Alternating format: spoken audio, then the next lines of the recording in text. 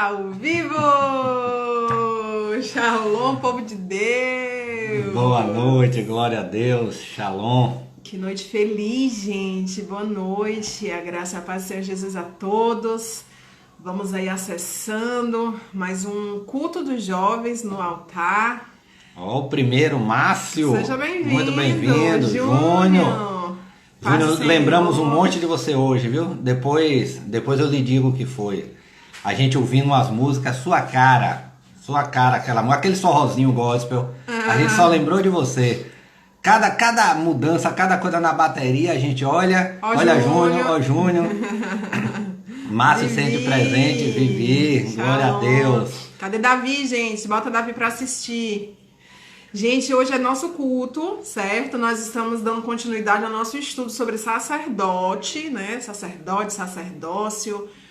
E hoje a gente vai estar novamente com Nelson, né? O obreiro Nelson, lá da sede. E hoje nosso estudo vai estar voltado para o sacerdócio na época de Moisés, que foi de fato quando foi instituído o ministério sacerdotal, né? E eu tenho certeza que vai ser maravilhoso, que nós vamos aprender muito. Então vamos pegando aí caneta, vamos pegando aí papel e vamos realmente anotar esse estudo, porque é muito importante. Isso mesmo, Júnior. Também acho que nós devemos fazer um culto festivo aí quando voltarmos. Verdade.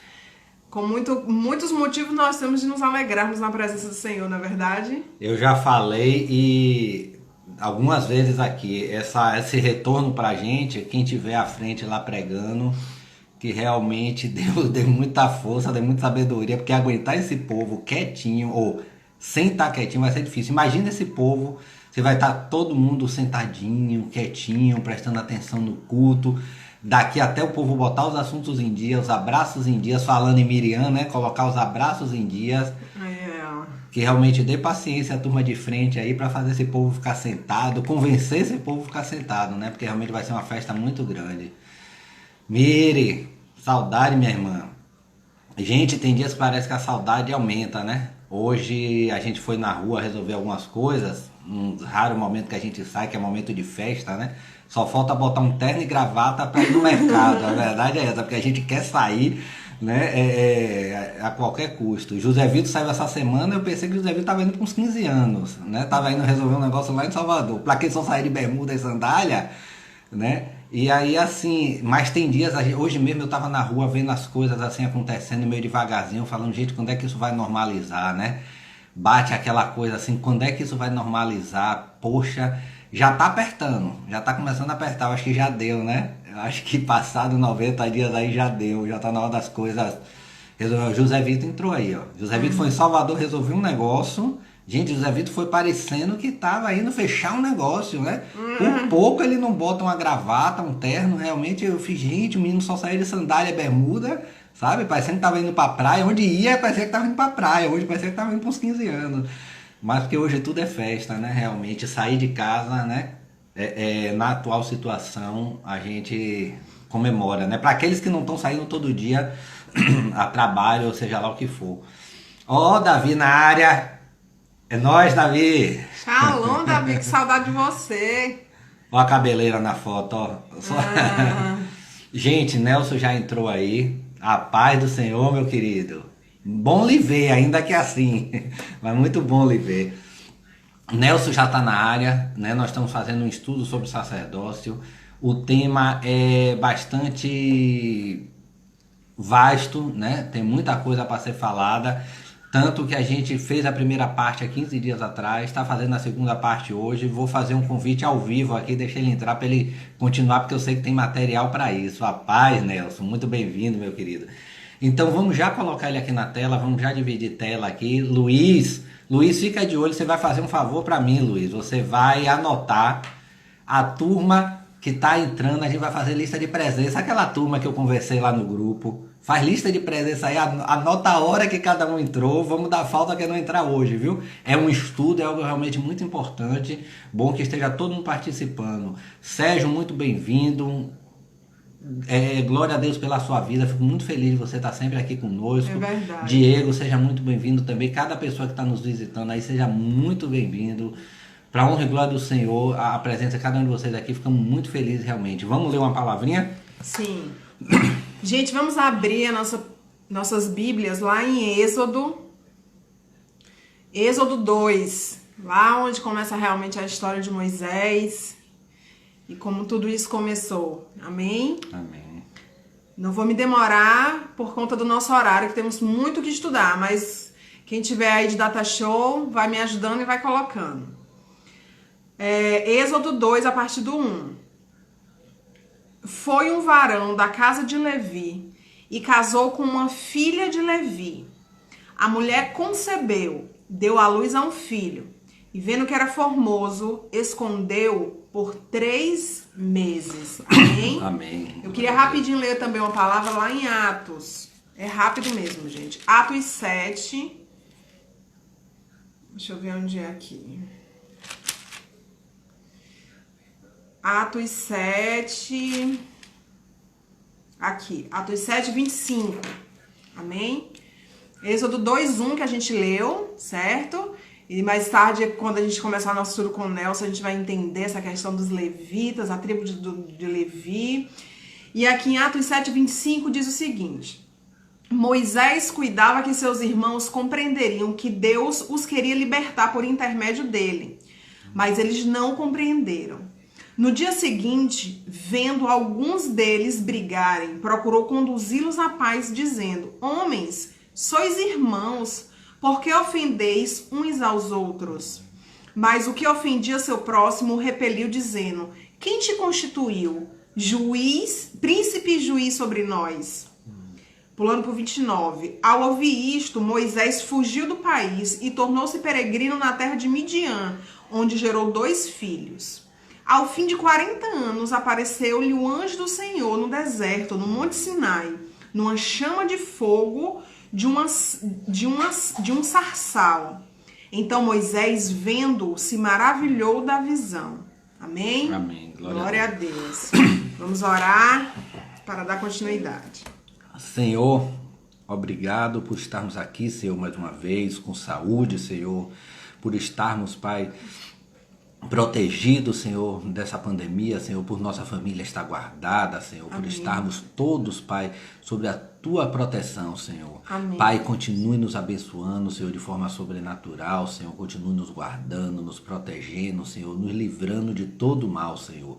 Abençoe esse ministério, Senhor, desde o nosso bispo Átila Brandão, nossa bispa maior, de cada bispo e bispa desse ministério. Em nome de cada Jesus. cada pastor, em especial, Senhor, pela nossa pastora Jucimar, líder desse ministério, Em Senhor, nome em de Portão, Jesus. Senhor, sua família, Senhor, o pastor Arlindo, Senhor, Sim, cada Deus. presbítero desse ministério, Senhor, evangelista, diácono, obreiro, cada oficial, Senhor, cada membro, cada visitante, Pai. Pai, nome nos de Jesus. guarda, nos protege, Pai.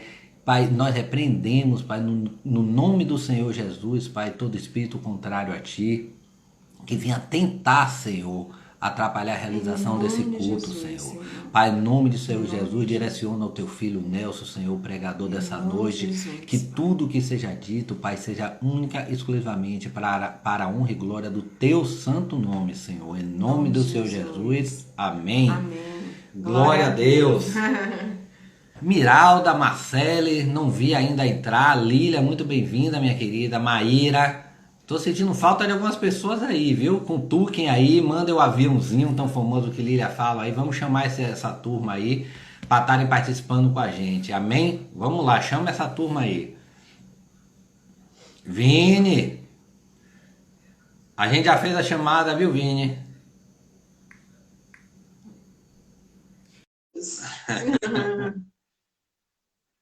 Nelson, o convite tá aí.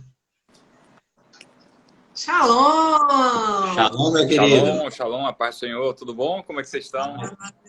Tudo jóia? Tudo bem, Estamos de graças a volta. Deus. Amém. Deixa eu ajeitar aqui só um pouquinho aqui essa câmera aqui, para ficar melhor.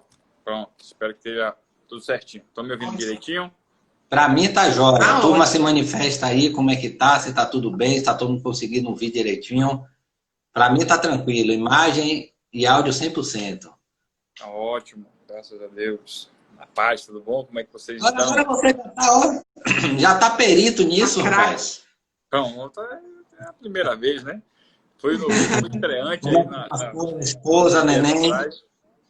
Também, o Miguelzinho já deu banho, acabou de dar banho. Já tá lá no ritual do sono, né? Acabou de mamar, tá ali para dormir. E aí, dormir é igual a sua mãe de manhã. Fé em Deus. Amém. Vamos lá? Vambora. Lara tá com você aí. Pronto. Antes de mais nada, continuo agradecendo aqui a vocês pelo espaço. Né? Entrou aí minha amiga, missionária Cláudia. Acabou de entrar aí, ó. Falei que maravilha. Forte abraço, minha irmã, mulher de Deus aí, pessoa que eu tenho uma admiração enorme. Ela é missionária da Assembleia de Deus ali da Pituba. Forte abraço. Tem diversas outras pessoas aqui que eu já estou vendo que eu conheço também. Um forte abraço para todos vocês. Erval disse que ia estar aí também. A Viviane está aí, ó, para aí. Então, o pessoal está chegando aí, graças a Deus. Glória a Deus. Forte abraço. Como é que tá, povo? Cada um mandando um abraço aí, um tchau. Então, vamos lá o que interessa. Nelson. Opa. Acho que não é o de nós, acho que deve ser dele, que aqui tá ótimo. Peraí. Dá uma olhadinha, José, se não é o seu, porque José sinalizou aí o volume. Para mim tá perfeito. Aqui pra gente tá muito bom. Tá bom? Então, aí, se tiver mais alguém realmente com dificuldade aí no volume, sinaliza, né? Vê se tá tudo bem aí, porque pra gente aqui tá 100%. Dá uma olhadinha, José, como é que tá aí, mas se tiver mais gente aí, pode aqui eu abaixo. Viu? Se tiver aqui eu abaixo o volume. Tá, está tudo direitinho. Ok. Então, enquanto o José se manifesta aí, né? Que o José vai falar se tá tudo jóia aí, se tá tudo beleza. Olha o pessoal de irmãos. Nabuco, ó. Glória a Deus. Interestadual. Tem gente aí de fora também, tem gente aí da Espanha, viu? Você tá. Forte abraço para todos que estão nos assistindo. Bom, há 15 dias atrás nós conversamos sobre a conversa inicial, que o tema proposto era fazer uma abordagem a respeito do sacerdócio desde do Éden até Melquisedeque. Do Éden até Melquisedeque, nós fizemos a gente fez uma ambientação ali a respeito de algumas peças, como eu posso dizer, fundamentais para a gente chegar onde era se pretendido, né? O que significava esse sacerdócio, o que esse sacerdócio significa para a gente hoje também.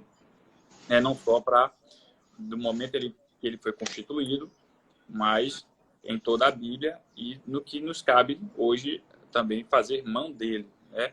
Então você vai ver que aí um complemento da última exposição há 15 dias atrás é que após esse primeiro período dos apóstolos terem passado, né, aquele período até o ano 99, 100, né, depois de Cristo, e aí que o último apóstolo morre, então abre-se aí uma sucessão para diversas pessoas tentarem se aproveitar daquilo e também se dizer apóstolos e também querer administrar a questão do evangelho lá no período, né, dos 100 primeiros anos. O que acontece? A igreja se fecha através dos bispos e eles vão dizer assim, olha, apóstolo aqui só vão ser só os 12, né, os 12 e Paulo, ser reconhecido. Então, e a partir daí, a igreja, né, tem o período dos pais da igreja, e você vai ver que vai surgindo aos poucos, né, a questão da igreja católica e de algumas estruturas, e nesse que surge, você vai notar que há entre aspas, uma profissionalização muito grande em relação à questão teológica, ao sacerdócio. Então, o sacerdócio ele estava ligado única e exclusivamente à questão da igreja, né? Os sacerdotes, os bispos e as pessoas que poderiam administrar essa palavra, poderiam fazer essa interpretação e assim por diante. Então, isso fica meio que essa questão do sacerdócio fica muito adormecido na história, porque ela ficou a cargo da Igreja Católica, e quem tinha autoridade para poder interpretar e expor as Escrituras era a Igreja Católica. Então, esse cenário vai mudar com a Reforma Protestante e com a visão de Lutero, sacerdócio universal. Nada novo, já estava tudo na Bíblia, mas esse momento foi um momento histórico que fez com que mudasse muita coisa, né, em relação a esse pensamento. Ok, então isso foi só mesmo para registrar, e hoje todo esse legado em relação à questão de nós usarmos livremente a questão da palavra sacerdote, sacerdócio. Então, a gente também deve essa questão de Lutero, que ele vai colocar isso também como um dos pontos lá, que acabou sendo um dos pontos da Reforma Protestante, que era o sacerdócio universal. Então, que a pessoa seria capaz de ler e interpretar a Bíblia. Então, aí você teve a ajuda da imprensa, as pessoas tiveram acesso à Bíblia, e elas agora sim poderiam ler a Bíblia e praticar por si só, não desvinculada de uma instituição, mas tendo esta agora oportunidade de ter a Bíblia na sua língua para ter o conhecimento daquilo que era apenas passado pela Igreja Católica, ok? Então, feito isso, vamos começar nosso bate-papo de hoje. Não gostei de chamar de um estudo, mas um bate-papo de hoje. E você pode interromper a qualquer momento, fazer qualquer tipo Com certeza. de interferência, falar, comentário. Fique à vontade, o pessoal que está aí também no chat ele também pode comentar Sim. sobre isso. Ok? Então, já foi lido aí a questão de como o nascimento de Moisés. O nascimento de Moisés. Então, a gente, quando vai ver um ministério, um ministério, né, se assim a gente pode dizer, a trajetória de uma pessoa, a vida da pessoa, a vida cristã de uma pessoa, a gente vai observar alguns fatores, né? A gente vai observar alguns fatores que, primeiro, é a escolha. Escolha. Depois de escolha, a gente tem um negócio chamado que foi falado aí no instante, que é o tempo da espera. Escolha, tempo de espera, desenvolvimento do ministério, e o último é o legado que esse ministério ele vai deixar. Okay? Então, o ministério que ele tem as 3 fases anteriores, mas ele não deixa legado, então foi um ministério infrutífero. Então, ele não atingiu o seu objetivo, foi um ministério que morreu em si mesmo. Então, todo ministério ele tem que deixar um legado. Ele não pode morrer em si só. Ele tem que avançar gerações, ele tem que deixar contribuições para a geração futura. Como eu gosto de dizer, um evangelho sustentável, né? Um evangelho sustentável, no qual você vive o evangelho, mas você se preocupa com a qualidade do evangelho e dos recursos que eles vão ter nas gerações futuras, para que eles consigam ter um entendimento bom, sadio, razoável daquilo que seja as Sagradas Escrituras. Então, a nossa preocupação é essa. Então, quando a gente lê aí a questão de Moisés, Moisés, você vai notar que já era um tempo determinado por Deus, para que as coisas acontecessem. Por isso que eu disse a você que a gente tem a escolha, a gente tem a escolha, o tempo de espera, e desenvolvimento e os resultados. Então, quando a gente fala de escolha, não meramente uma escolha dele adulto, de Moisés adulto, ou de Arão adulto. Não. Quando eu falo de uma escolha, é uma escolha no nível de que Jeremias ele descreve. Jeremias, capítulo 1, versículo 5, ele vai descrever como é a escolha de Deus. Ele vai dizer assim, ó, antes que eu te formasse no ventre, te conheci, e antes que saísses da madre, te santifiquei, e as nações te dei por profeta. Então, quando viemos, somos recepcionados nesse mundo, nós já nascemos com um propósito de Deus já sobre nós. Chamado, a família que vai nos acolher, a casa onde nós vamos ser gerados, o pai, a mãe, tudo é um propósito de Deus para as nossas vidas, para que o propósito maior de Deus ele possa ser cumprido. Então, nós vamos notar que foi extraordinária a vida de Moisés. A vida de Moisés foi extraordinária porque Moisés nasce num tempo de total adversidade. Um tempo em que havia uma profecia para aquele tempo. E sabendo que havia uma profecia para aquele tempo, os egípcios, né, promoveram uma mortandade no meio do povo hebreu. Promoveram uma mortandade no meio do povo hebreu. E mesmo e aí há uma semelhança incrível de Moisés com Jesus, né, na época de Jesus, uma semelhança incrível em diversos aspectos, inclusive quanto ao relacionamento com o Egito, com o relacionamento com o Egito. E Moisés é colocado num cesto, é colocado num rio, e a filha de Faraó avista, olha, a Miriam conversa com ela, você não quer uma ama, não? Para cuidar dessa criança para você, cuidar para você. Aí ela vai dizer, não, tudo bem, eu quero uma ama, providencia. Aí ele vai lá, chama quem? A mãe de Moisés. E ela fala assim, não, você vai cuidar dele. Você vai cuidar dele, porque agora ele é meu, você vai cuidar dele e eu vou dar um salário a você. Vou pagar você para você cuidar dele. Aí quando eu me deparei com essa passagem, eu falei assim, rapaz, Deus é tremendo. Deus é tremendo. Porque não importa a adversidade, não importa o tamanho ou a ferocidade do inimigo, do adversário, Deus sempre vai proteger, guardar e livrar os seus. Aleluia. Porque Deus não promete algo em que ele não tenha a certeza de que vai se cumprir. A certeza de algo, ele vai vir a efeito.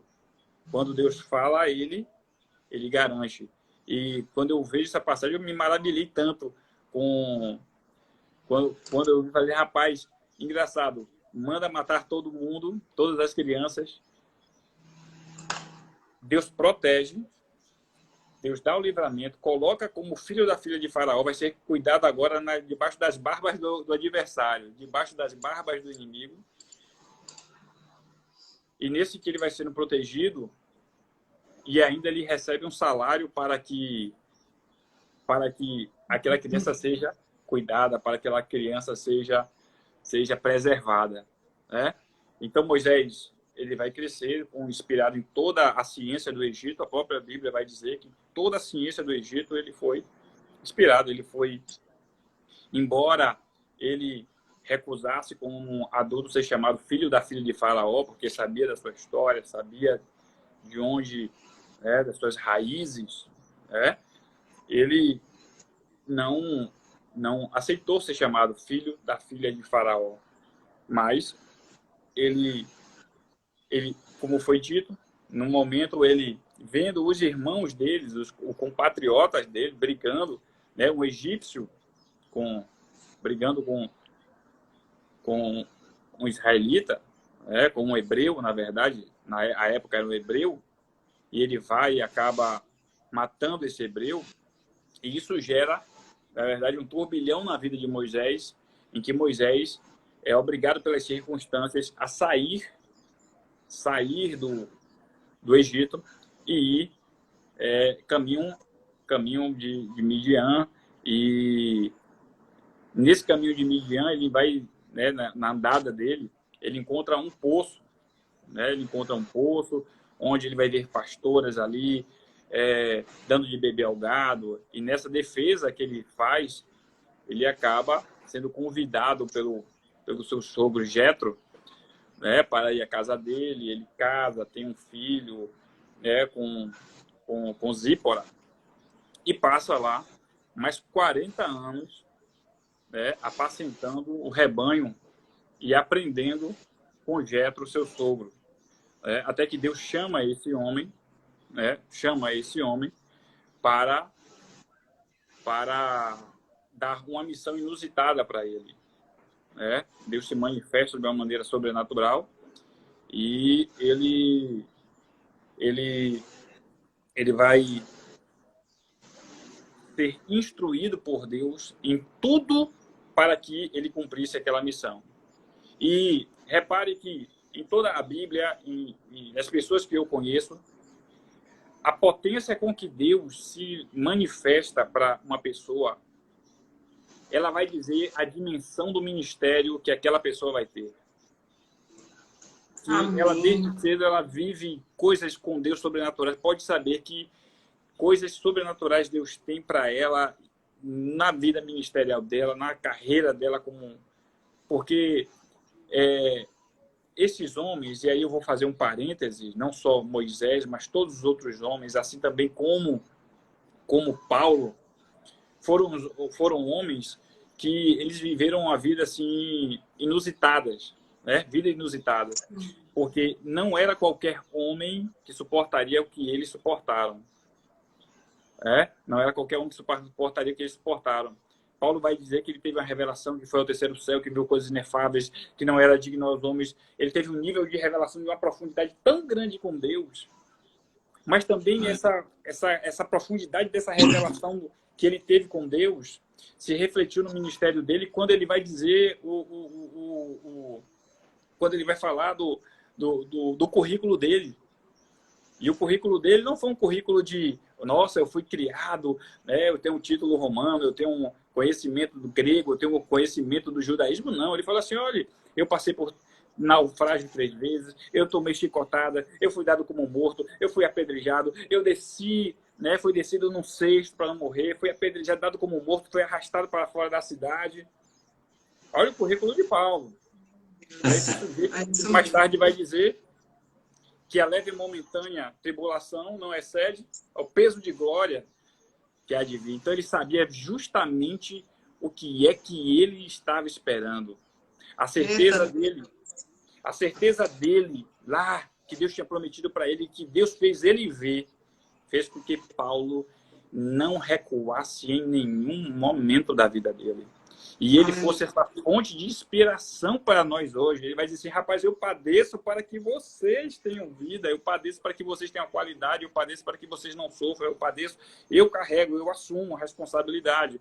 Foi aquilo que a gente conversou na semana passada. Não existe sacerdócio sem sacrifício. E sacrifício pessoal, não sacrifício alheio, sacrifício pessoal.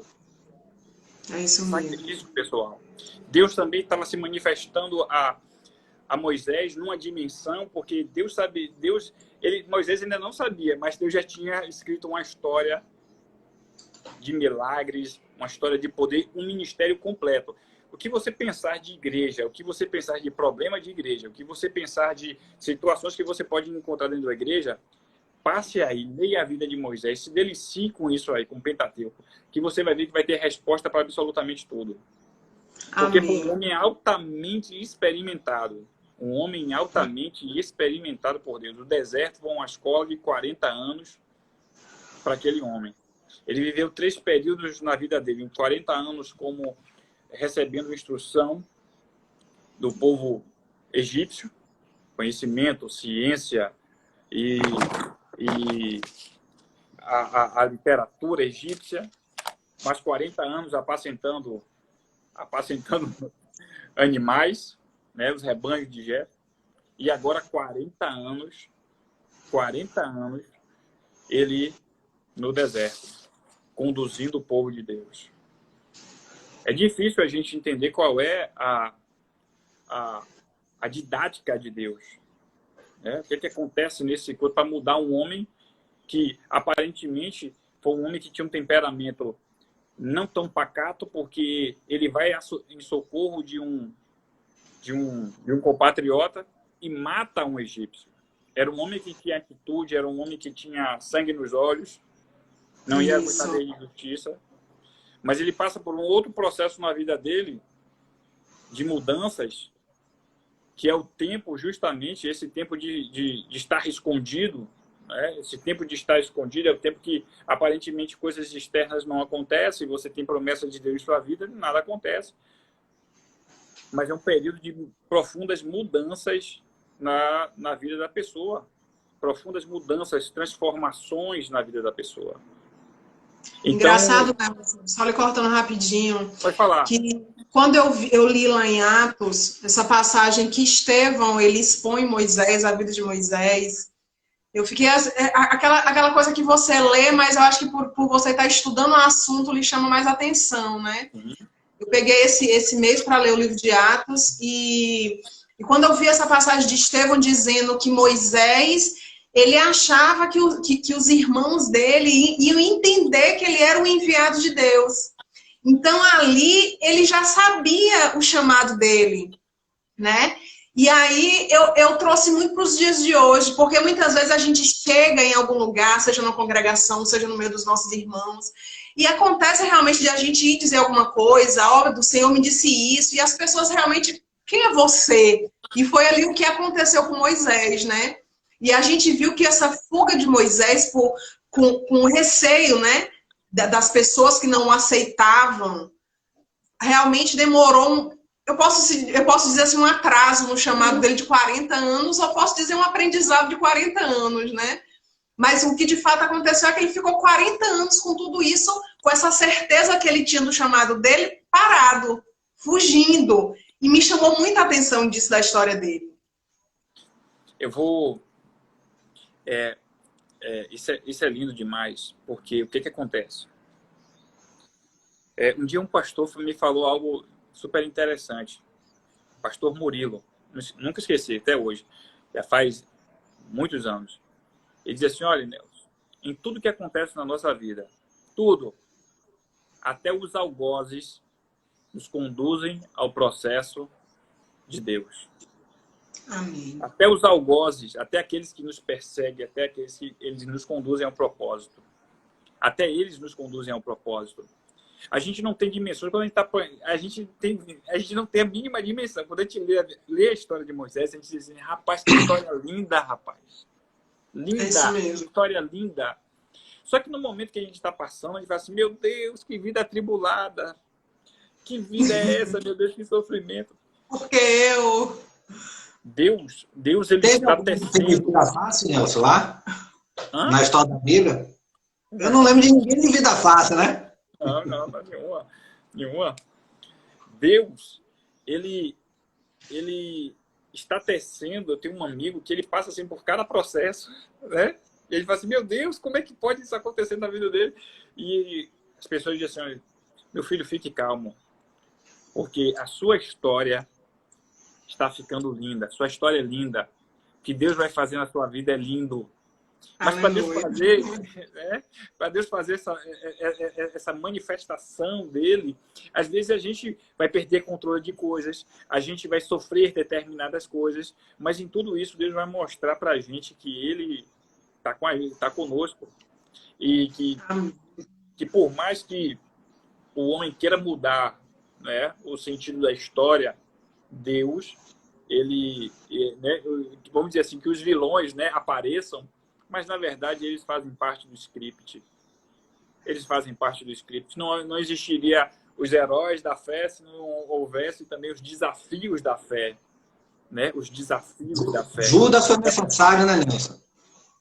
Exatamente. Então, um existe porque o outro existe, né? Então, e aí começa, vamos tocar aqui, e a gente pode interromper, falar, viu? E nós temos Moisés, ele vai startar, a gente vai ver o período quando ele volta, Deus dota Moisés de sinais e prodígios, que, olha, eu vou endurecer o coração de Faraó. Não vai ser fácil, eu vou endurecer, mas porque eu quero mostrar a minha glória, o meu poder, eu vou subjugar esse Egito. E Deus endurece propositalmente o coração de Faraó. E tome-lhe amassar Faraó. O povo não foi amassado, não gostava de amassar barro e construir cidade para Faraó. Ele diz, agora eu vou amassar Faraó e vou amassar os egípcios agora. Né? Então, eles passam todo aquele processo. E quando eles saem, eles saem do Egito, né? E depois que eles celebram lá a Páscoa, né?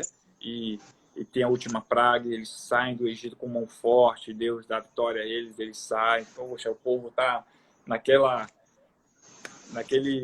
sonho, poxa, nós estamos livres agora, vamos. Só que quando eles estão livres, ele agora começa a encarar a realidade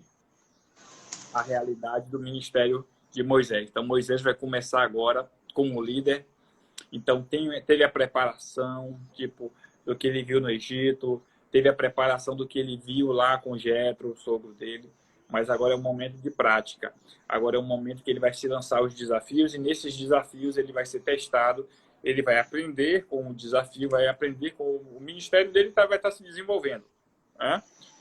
E agora ele vai ser desafiado em vários aspectos, né? Então, um dos aspectos que Moisés ele vai ser desafiado é justamente nesta condução do povo. O maior desafio de Moisés, para Moisés, não foram os inimigos, o primeiro inimigo do deserto, que foram os amalequitas, né? Não foi o maior desafio de Moisés. O maior desafio mesmo foi a desobediência e a dura serviço do povo que ele estava conduzindo. E por conta dessa desobediência, dessa dura serviço, eles passam 40 anos no deserto, rodando no deserto, né? E Deus, até que uma geração, que a Bíblia vai falar, até que a geração dos homens de guerra morressem, porque justamente era uma geração que Deus tinha dito que aquela geração elas não entrariam, não herdariam a terra. Então foi uma geração que Deus foi tolerando aí por um período, até que toda aquela geração morresse no deserto. E aí isso aí já está no finalzinho de Deuteronômio, né, quando Deus vai falar sobre isso. Mas eu quero destacar aqui, ainda falando de escolhas, 4 coisas importantes, né? 4 coisas importantes, 4 escolhas importantes que foram feitas. Primeira coisa foi a escolha do povo, né? O povo foi o próprio Deus que fez a escolha, o povo de Israel, né? E a Bíblia vai dizer que não foi porque escolheu Israel porque fosse um povo numeroso, fosse um povo de atrativos, né? O encanto não foi esse que Deus escolheu, né? E Deus escolheu o menor povo, né? Escolheu de um homem, né? De uma família, Deus constituiu um povo e com a promessa de formar desse povo uma nação, né? Formar uma nação. Então o Egito foi uma escola para eles, né? E por mais que a gente queira tipo questionar ou trazer valores de outras civilizações para incorporar a nossa vida cristã, né? E eu gosto sempre de fazer um paralelo quando a gente, às vezes nas instituições religiosas, a gente começa a ser revestido de eu sei que existe, viu, gente, hierarquia, sou militar, sei disso, existe hierarquia, existe ordem, existe precedência, existe todas essas coisas, né? Mas eu costumo dizer o seguinte, olha, se Deus quisesse um povo altamente disciplinado, altamente metódico, assim, desse jeito que as pessoas querem, justamente não seria o povo judeu. Poderia ser o povo romano, mas judeu não, né? Mas judeu não, por conta das características. Então, Deus já nos escolheu sabendo quem nós somos. E é justamente isso que eu quero falar, é o próximo item. Porque quando nós falamos de escolhas de Deus, né, Deus é aquele que ele é o ser atemporal. Não existe presente, passado e futuro para Deus. Né? Ele vai falar de diversas passagens, se referindo aos patriarcas, né? Se referindo aos patriarcas, desde que aqueles patriarcas já tinham morrido. E ele vai falar no presente. E diversas passagens ele vai falar no presente, porque Deus, ele não está preso ao tempo, a esse tempo, ao Cronos. Ele não está preso a esse tempo. Né? Ele sabe de todas as coisas. Então, sabe dos atos futuros, sabe de toda a nossa história. Então, o que é mais interessante, a gente entender o seguinte, Por que que Deus nos escolheu? Por que que Deus vai escolher Moisés? Por que que Deus vai escolher um sacerdote como Arão? São perguntas intrigantes para se fazer. Por quê? Porque, embora fosse legítima a defesa de Moisés, Moisés foi um homicida. E Deus vai pegar um homicida para liderar o povo dele. Ainda não existia projeto de libertação, foi uma atitude deles, espontânea de Moisés, né? Mas Deus pega Moisés e escolheu Moisés para isso. Quando nós estamos falando agora de Arão, e a gente vai falar do sacerdócio, aí é de botar a mão no juízo e dizer assim, meu Deus, o que é isso? Porque eu pergunto, aquele líder em sã consciência consagraria Arão a sacerdote? Pois é. Que líder em sã consciência consagraria Arão a sacerdote, líder da tribo de Levi, representante da tribo de Levi?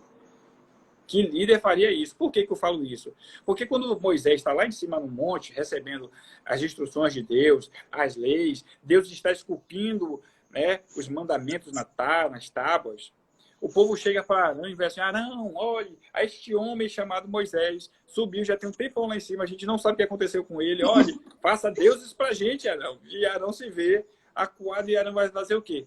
Então vá lá, busque brincos, argolas, o que vocês tiverem, traga para cá, a gente vai fazer um bezerro aqui de ouro.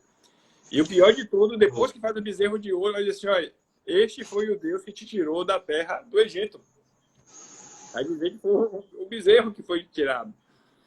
E aí quando Deus fala, aí Deus está com o maior bate-papo lá com Moisés, fala assim, Moisés, para tudo aí. Desce ligeiro lá, que o seu povo, Moisés, está aprontando lá. Seu povo já se prostituiu, seu povo já virou a casaca lá, viu? Desce lá ligeiro. Vou acabar com esse povo, Moisés. E aí Moisés desce e para organizar tudo que se havia feito em tão pouquíssimo tempo que Moisés tinha deixado o povo sozinho com Arão, Arão perdeu o controle de tudo. E a Bíblia vai dizer que ele deixou solto em números, quando a gente... números não, em Êxodo, desculpe. Em Êxodo, a gente vai Êxodo 32, versículo 25, e diz assim, vendo Moisés que o povo estava desenfreado e que Arão o havia deixado à solta. Arão devia deixar a solta para a vergonha entre os seus inimigos. E ele vai falar de toda essa parte da prostituição. Então, em sua consciência, ele diz assim, rapaz, olha, esse aqui não dá não. Esse aqui, chamado para esse sujeito aqui, para líder do povo de Deus, não dá. Por quê? Porque ele não tem pré-requisito nenhum para poder estar à frente, ainda mais a nação judaica, a nação de Israel, não tem como. Mas entenda que Deus fez uma escolha. Deus disse, separe ele, independente do que as pessoas vão dizer. Deus diz, separe ele. A gente entende, obviamente, que existe na Bíblia, o que a gente vai chamar de uma regra geral, que vai nortear as ações dos líderes, né? E existe algo que o próprio Deus vai dizer assim, não, mas eu quero indicar, eu quero este daqui, faça isso aqui porque eu sei que estou fazendo.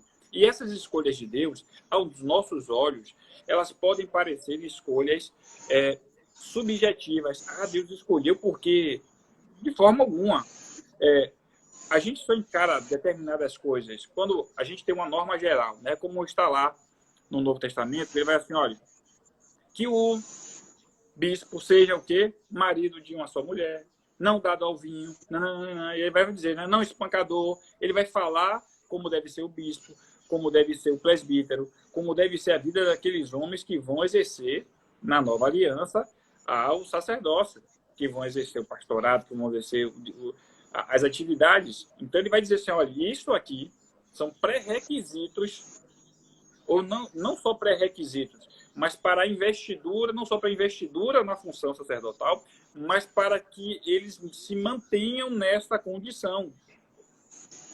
Amém. Comportamentos.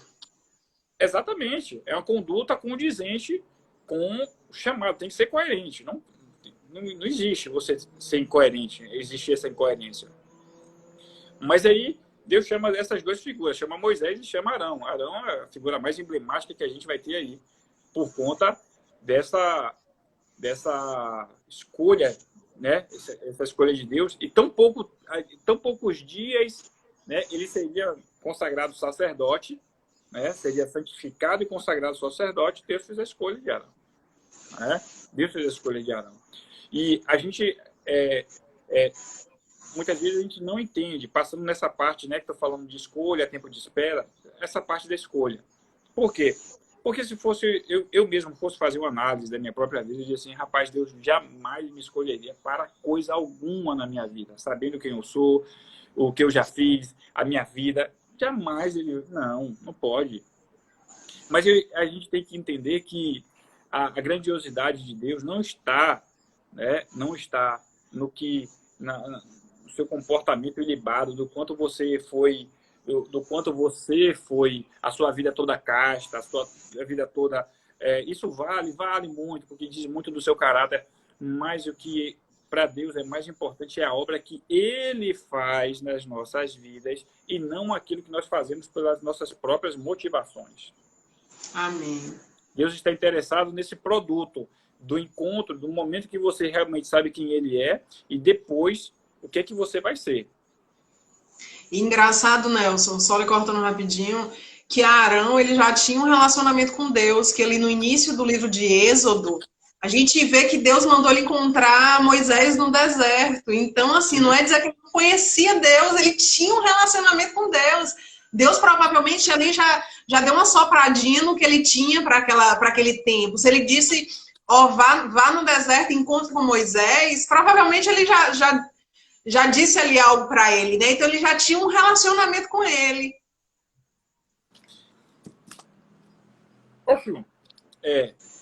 A gente pode também fazer essa análise, mas ele ainda, vamos dizer assim, que ele ainda meio que estava aprendendo, né?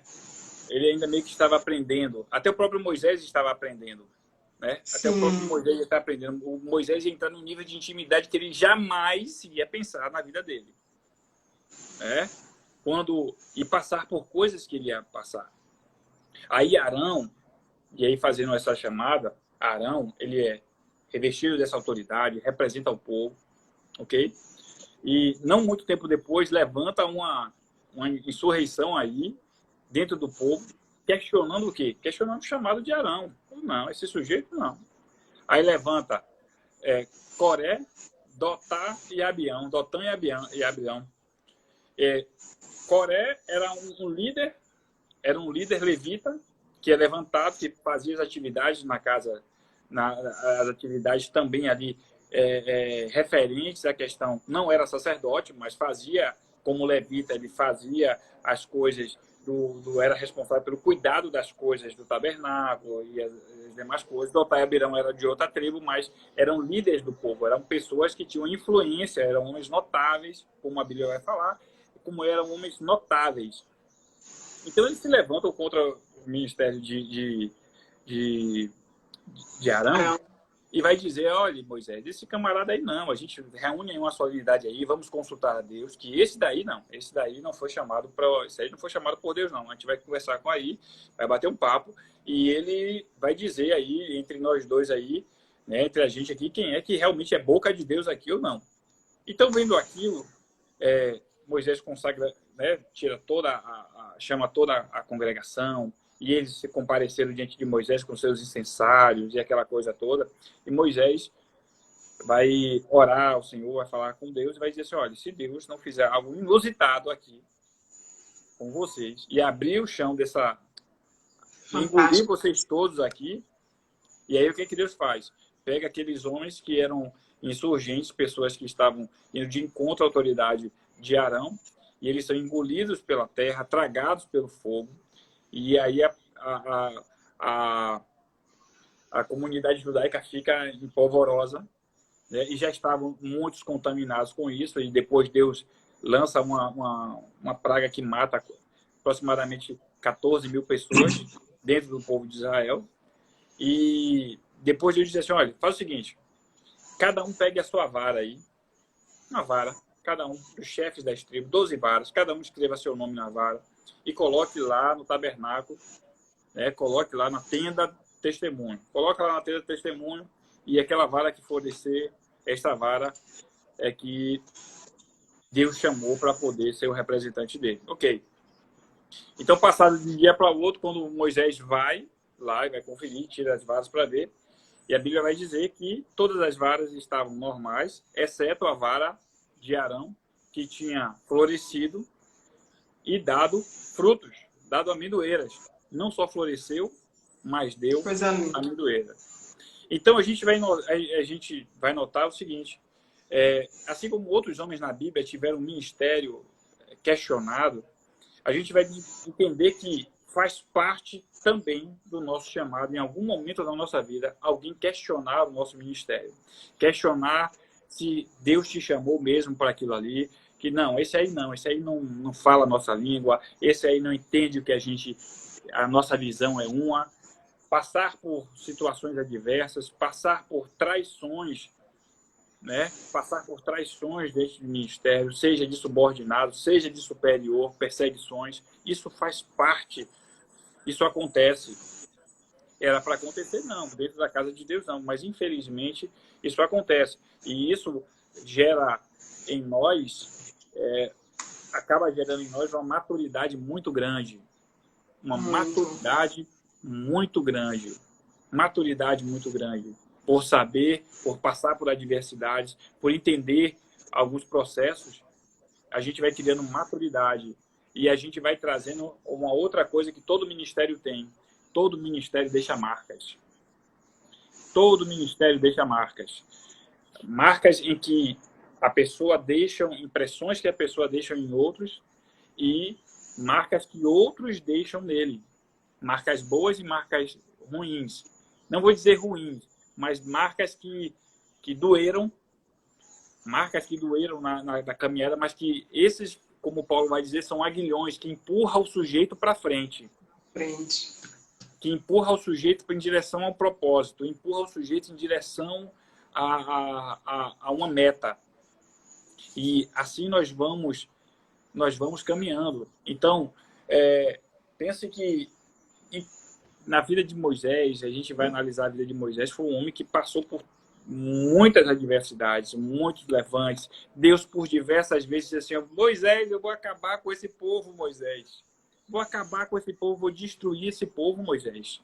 Vou matar esse povo. E a partir de você, Moisés, eu vou levantar uma nova geração, eu vou levantar. E Moisés, por inúmeras vezes, Moisés, ele cumpriu direitinho o papel dele. Se colocou diante de Deus como um intercessor. Um dos maiores atributos de Moisés foi que ele foi um intercessor do povo de Deus. Verdade. Intercessor do povo de Deus. A gente conhece muito Moisés profeta, né? Moisés profeta. Mas ele foi um homem extraordinário, ao ponto de dizer assim, eu vou destruir todo mundo. E falar, Deus, se o Senhor destruir esse povo, então faz o seguinte, risque também o meu nome, risque também o meu nome do seu livro. Ousadia, né? Risque também o nome da ousadia, intimidade, né? Intimidade, o homem tinha intimidade. O homem tinha intimidade, o homem chegava assim e conversava, né? Intimidade. Então, para você ver que é um homem que, embora a escrita, né? A gente vai ter uma ideia de que eu vou destruir, Senhor, não faça isso. Porque imagine que os outros povos vão dizer, é seu povo, o Senhor tirou o povo do Egito para deixar um povo morrer no deserto. O que dirão os outros povos? Que vão falar? Então ele está dialogando com Deus. Né? Ele está dialogando com Deus, ele está intercedendo pelo povo. Para que Deus não aplique um juízo sobre aquele povo. Para que Deus livre aquele povo. Então, quando a gente fala de líder, de sacerdócio, aí volta a falar de novo. Por quê? Porque hoje em dia é o que menos a gente tem ouvido. Só um segundinho. E lembrando que ele estava intercedendo dessa forma por um povo, e por um povo que tanto deu problema para ele. Sim, Né? Que muitas vezes é fácil a gente interceder pelaquela pessoa que a gente ama, aquela pessoa que está do lado da gente. E a Bíblia fala isso, né? Que a gente tem que, inclusive, orar pelos nossos inimigos. Não que ali não era inimigo dele, mas imagina o quanto esse povo encheu o saco dele e naquele momento ele diz, não, é o seu povo, tenha paciência. Né? Isso que é Mateus, muito... rapaz, eu guardo essa palavra no meu coração, Mateus 5,44. Você falou aí agora, Mateus 5,44. E eu guardo essa palavra no meu coração porque eu já passei por coisas também que eu falo assim, meu Deus, eu não sei o que fazer. Aí diz assim, ó, ore por ele, ore por ela, orai pelos que vos perseguem, pelos aqueles que vos maldizem. E ele foi muito Para que perseguido. para que sejais chamados filhos de Deus Altíssimo. Para que sejais chamados. Então, é uma característica, né? É uma característica daquele que Moisés, a impressão que Moisés deixou, marcou. Então, mesmo o povo sendo um povo obstinado, mesmo o povo sendo um povo desobediente, mas existia uma coisa no coração de Moisés que era amor por aquele povo. Verdade. E Deus tinha dado uma missão a Moisés. Moisés, você vai conduzir aquele povo, Moisés, até a terra prometida, Moisés. Ainda que ele não entrasse. Ainda que ele não entrasse. O propósito de Deus era maior. O propósito de Deus era maior. Sempre, sempre, sempre, sempre, sempre, sempre, sempre, sempre. E assim, eu sempre falo, para mim, não soa muito bem quando a pessoa fala assim, o meu ministério, embora a Bíblia fale em algumas passagens, que diz assim, o ministério de fulano de tal, o ministério, nananana. Eu entendo que eu não tenho um ministério. Mas, Nelson, como é que pode, rapaz? Você não tem ministério? Eu não tenho ministério. Eu entendo que eu estou dando continuidade ao ministério de Cristo que ele delegou para a gente. Aleluia. É isso mesmo. Eu entendo que é o ministério dele e na unção e na ousadia que ele delegou para a gente é para que a gente ande. E por que eu falo isso? Porque quando eu falo assim no meu ministério, e essa é uma coisa que o homem de Deus tem que estar afastado do coração dele, o líder tem que estar afastado do coração dele, essa palavra é meu ministério. Porque quando a gente fala de meu ministério, eu me preocupo com um nome, meu nome. Eu me preocupo com o nome, né? Porque o nome é um selo de qualidade. Mas quando eu digo que o ministério é de Cristo, eu me preocupo que ele cresça, mas que, como João Batista vai dizer, que eu diminua. O que importa é que ele cresça, mas que eu diminua. Aleluia. Que diminua eu e que ele cresça. A gente tem que aprender com os outros povos. E aí era um ponto que eu ia tocar também. A gente tem que aprender... Um minutinho aqui. A gente está com o tempo com aproximadamente 2 minutos, um pouquinho menos, tá? Pronto. É como a gente está falando, isso é um estudo, né? Eu até queria, de antemão, lhe fazer um convite para a gente continuar, porque realmente é muito vasto, daqui a 15 dias. Se você aceitar, a gente continua daqui a 15 dias. Mas como é que você está aí? Como é que você pretende fazer? Você quer que a gente saia e volte para continuar? Para não perder o foco, não tem problema. Aí 15 dias a gente vai dar continuidade ao estudo do sacerdócio, mas outro ponto de vista e outra fase. Como é que você quer que a gente volte? Quiser retornar, pode retornar. Não, então a gente vai fazer o seguinte, para a gente não cair no meio da fala, a gente vai encerrar agora, avisando a todo mundo que está aí. A gente vai continuar, a gente vai encerrar, vai sair rapidinho e vai voltar na mesma hora. Só para a fala não ser interrompida. Amém? Vamos lá, gente? Então deixa eu derrubar aqui rapidinho e a gente volta agora.